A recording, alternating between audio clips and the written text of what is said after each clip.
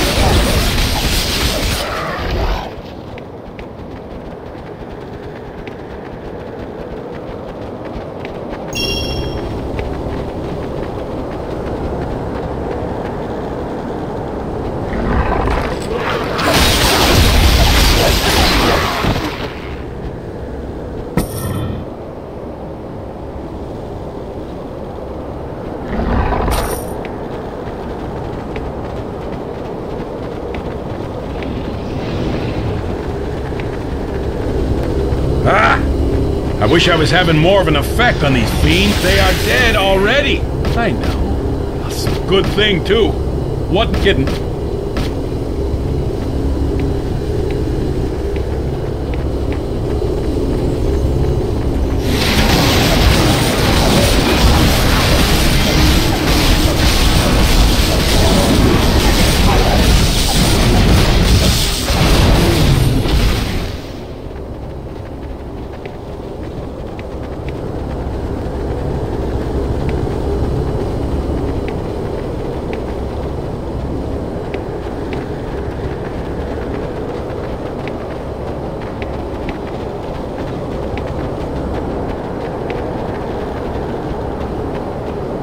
Greetings, stranger.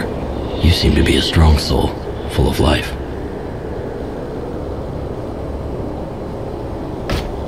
So many questions. One does not merely stumble into the Azunite catacombs. The dead guard their domain jealously, and do not take kindly to intrusions of the living. How could you have journeyed here and not know that? Brave words. That is good. But I cannot let you pass in any case. Because I have been tasked to guard this way until I learn something. Others have sought to bring me information, but have failed. The battle must be going ill indeed for so many to ignore the bidding of Champion Ravan. What? Have you spent your life under a rock? The deeds of my brothers and I have inspired songs in every tavern and hall throughout the land. We have won more skirmishes against Zaramoth's hordes than any man living. We have never been defeated.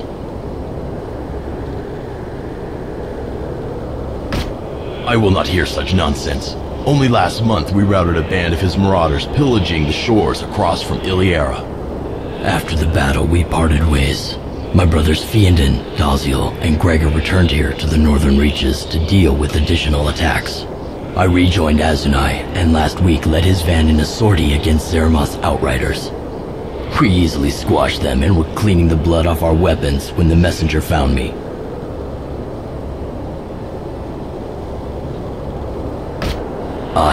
He was sent from Snowbrook Haven to bring me word of my brother's deaths. Except for you. Somehow everyone knows the prowess of the champions of the North. No mortal man could hope to defeat one of us, let alone three at once. How could my brothers possibly be dead? I set out at once to see if the rituals had truly been performed. Yes, the rituals of my people. When a champion of the tribe dies, he must be mourned properly. His body is burned atop the sacred pyre while the minstrels sing all the tales of his deeds for 3 days and 3 nights. At sunrise on the 4th day, his ashes are placed in his coffin, and the coffin is interred within his personal crypt. If all was done properly, his death mask is placed atop his coffin and the crypt is sealed. Well, that's the thing. I do not know. I cannot remember anything further. It is as if my memory is in shadow somehow. I know that the crypts are nearby, just northeast over the hill, in fact, but I cannot seem to gather the will to leave this place. It is very odd. I must know what became of my brothers. Check inside the crypts. If they are dead, their masks will be in place. Bring them to me so that I may see such proof as there might be for myself. I would be grateful. I will not stand in your way. Their crypts are to the northeast over the hill. You can find them on the southern side of the road. By the light of Ellen, dear, what folly is this? You bring the death mask of not only my 3 dear brothers, but a 4th? But this means... It cannot be! By all that is holy, what has happened in my hands? And this mask is mine! Ah, the pain! The memories of 1,000 years flooding my mind! It is more than I can bear! My hands, my body, not but bones! My brothers, dead! Myself, dead! No, undead! Oh, how has this happened? A memory, those eyes, burning! Would that such a memory had remained lost!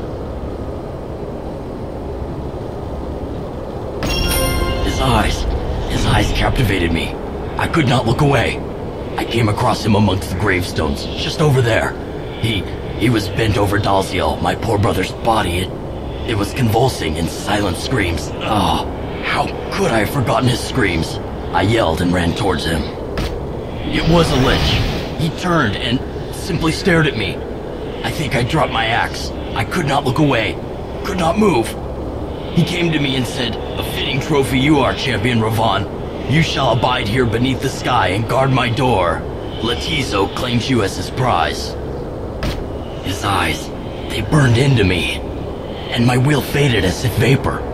His voice grew distant. All of my memories, even those of my brothers lying dead at my feet, sped away from me as a horse at a high gallop, until all I knew was to stand here and say but one thing to visitors unlucky enough to address me.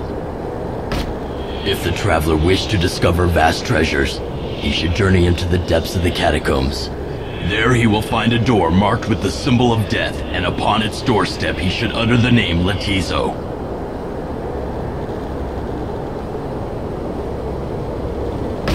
I do not know.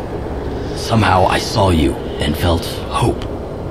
It was as if somehow I knew you. Free?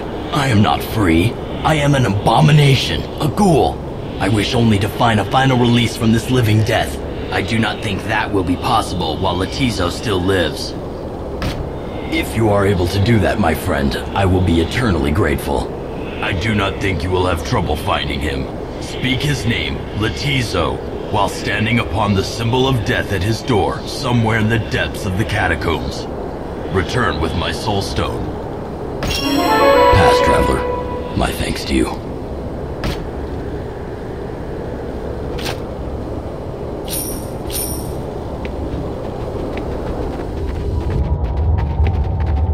At last, the Ashenite burial grounds. Think of how come. Do not play the fool with me. You can stop looking down your nose at me. Of course we didn't come all the way. Oh yes, the princess. I hear great tales of this maiden. They say she wields a sword as well as any man. I think she will persevere. She is the princess.